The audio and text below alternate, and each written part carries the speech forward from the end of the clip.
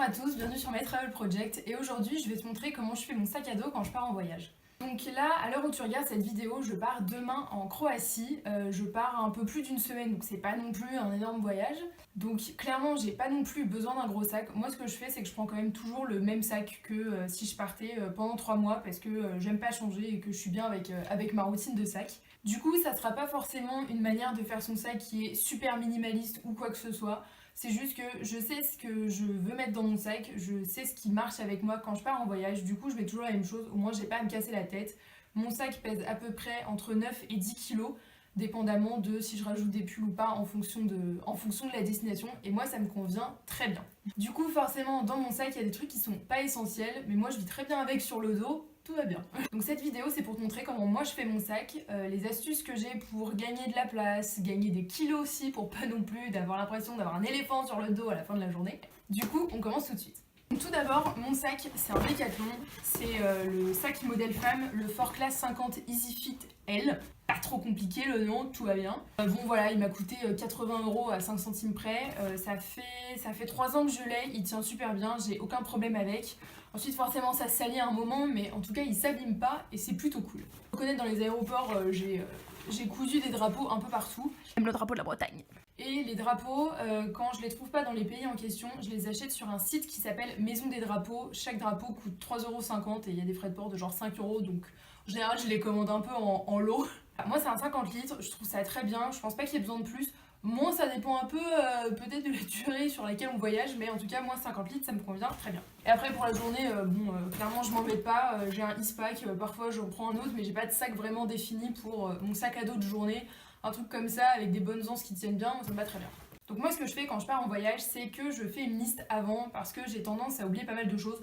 Genre la crème solaire et tu te retrouves comme un homard avant la fin du voyage. Donc voilà, moi je fais juste une liste et après je vais voir sur le moment la quantité que je vais emmener en fonction de comment je le sens ou ce dont je vais avoir le plus besoin sur place. Et aussi ce que je fais pour éviter de faire tout mon sac au dernier moment et de forcément du coup oublier certaines choses, c'est que je mets un bac à linge dans ma chambre. Au début il est vide, on s'entend hein. Et à chaque fois que je passe devant et que je pense à quelque chose, je le mets. Genre la crème solaire, là il fait tellement moche à Paris en ce moment que j'en ai clairement pas besoin. Du coup je mets des trucs au fur et à mesure, je les coche sur la liste quand j'y pense. En fait ça me permet de remplir le bac en avance et de pas chercher tout au dernier moment. Genre la carte européenne d'assurance maladie, le passeport, le trépied ou les chaussures de sport quoi. Donc voilà, maintenant tu sais comment je m'organise et maintenant on va passer au tri de tout ce que je vais mettre dans mon sac. C'est parti.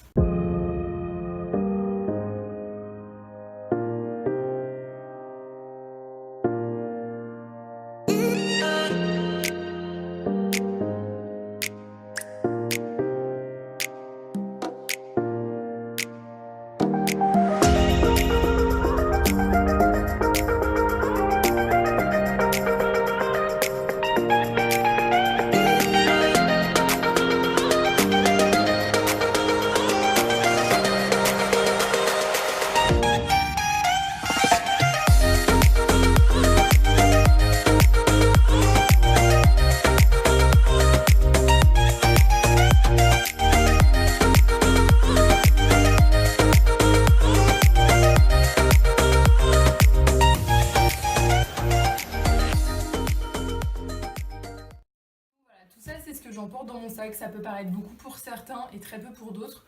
Moi je me considère pas comme quelqu'un de minimaliste, à partir du moment où le poids sur mon dos me convient, et peu importe la durée de manière générale, bon sauf si je pars juste 2 jours en effet je vais peut-être alléger quand même. Bien sûr tout dépend de la destination et du climat, là moi je pars quand même dans un pays où il fait super chaud même le soir, du coup j'ai que des petits t-shirts, que des petites robes, mais de toute façon on va passer en vue ce que je prends dans mon sac pour mon voyage en Croatie. La travel cover, j'en parle tout le temps, comme d'habitude, ça sert toujours, et là comme je vais prendre l'avion et les bus, je la prends. Après je prends un pull, c'est un sweat, hein, tout basique, c'est pas du tout parce qu'il va faire froid là-bas ou quoi, c'est juste que dans les avions, on va pas se mentir, on se les pèle, donc moi je préfère prendre un pull et ne plus l'utiliser de tout le séjour, mais au moins ne pas me les cailler à l'aller et au retour. Ensuite je prends des sacs, j'en prends pas beaucoup, j'ai un sac pour sortir le soir, et après j'ai un tote bag, donc juste un sac en toile que je vais utiliser la journée ou pour aller à la plage.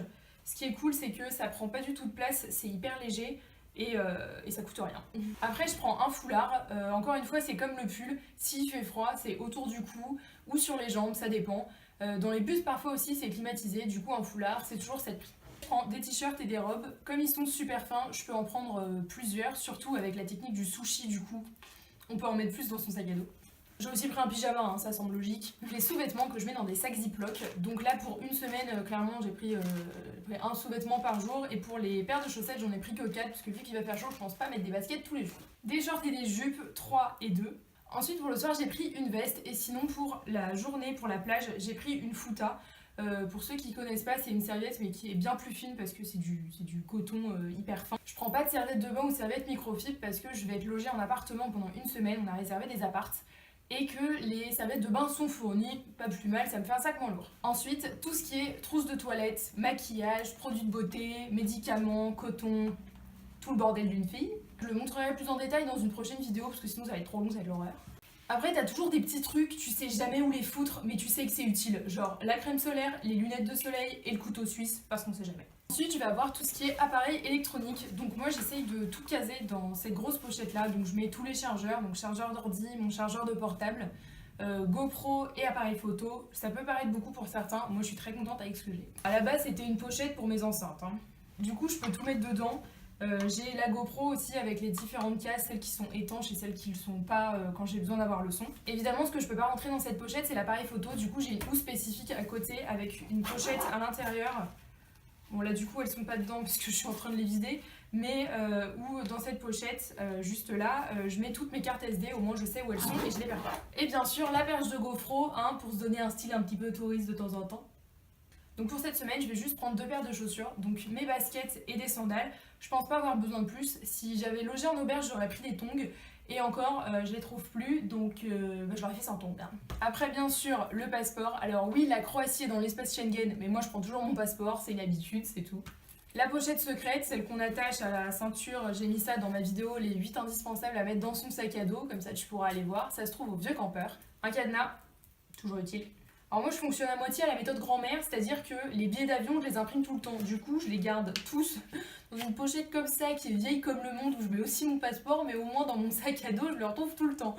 J'ai aussi un carnet comme ça c'est juste pour faire les comptes, mon petit délire à moi. Et ben un guide de voyage. Je sais que pas mal de personnes n'aiment pas trop se référer à ce genre de choses. Moi c'est vrai que je suis un peu déçue du routard maintenant parce que je trouve que ce sont pas forcément des adresses ni des budgets de routard.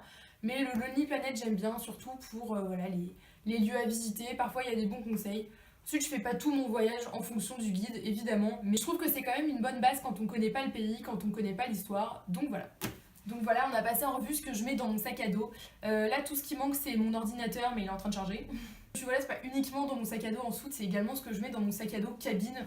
Ensuite, je vais peut-être pas te montrer mon porte-monnaie, je pense que normalement tu sais que je vais l'emmener. Et maintenant, eh ben, y a plus qu'à ranger.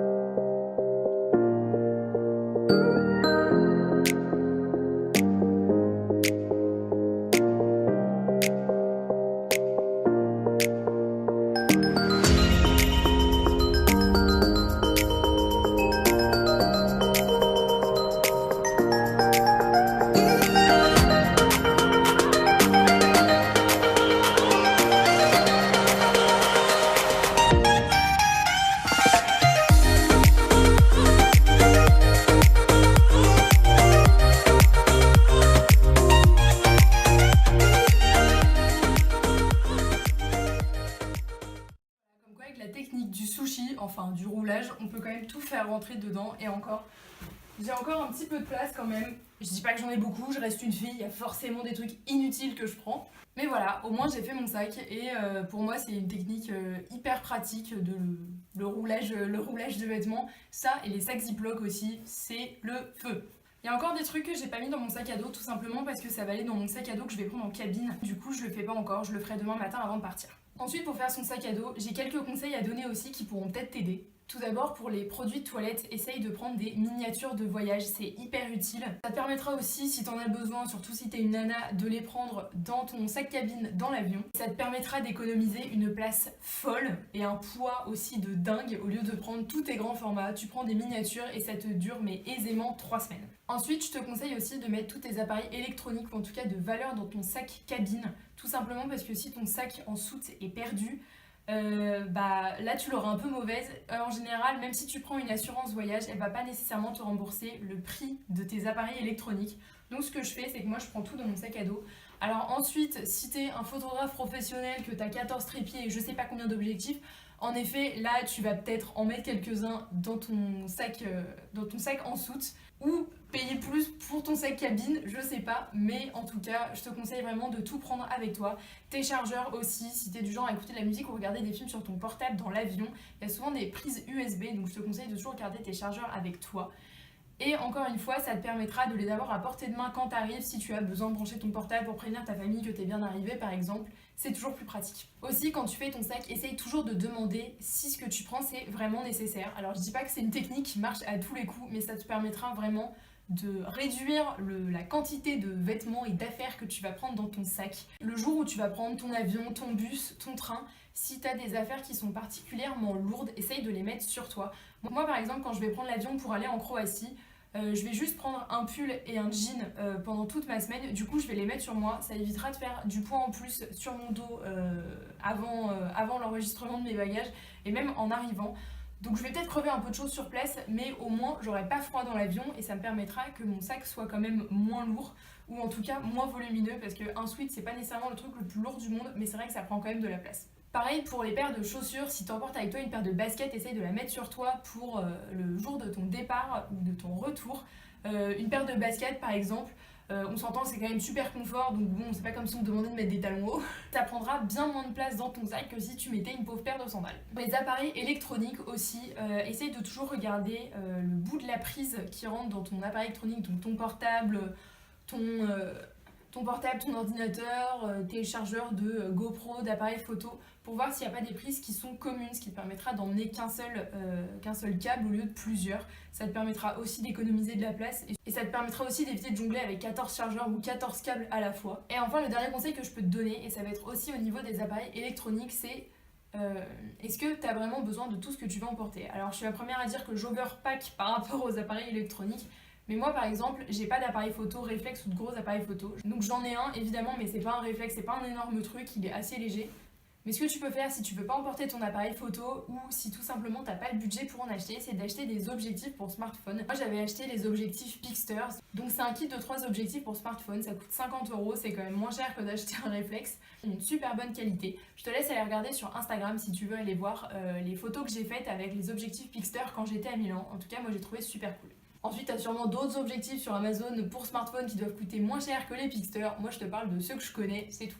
Donc voilà, c'est comme ça que je fais mon sac quand je pars en voyage de manière générale. Alors forcément, dépendamment encore une fois de si je suis plus en mode voyage, c'est-à-dire visite, plage, ou si je suis plus en mode trek, très nature, le contenu du sac sera forcément différent. Je reste en Europe, je vais aller visiter des villes, aller à la plage, je vais pas faire de gros treks ou quoi que ce soit, même si je vais sûrement aller dans des parcs nationaux. Donc c'est pas un contenu de sac hyper technique, et surtout j'espère que ça aura pu t'aider.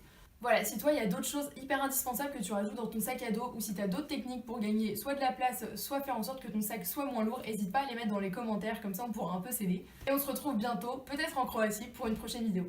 Bye!